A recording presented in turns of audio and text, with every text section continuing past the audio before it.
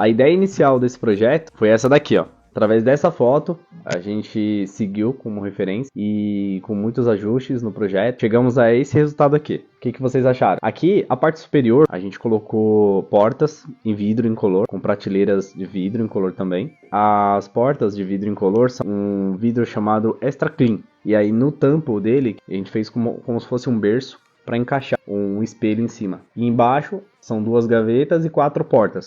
Tudo com abertura toque.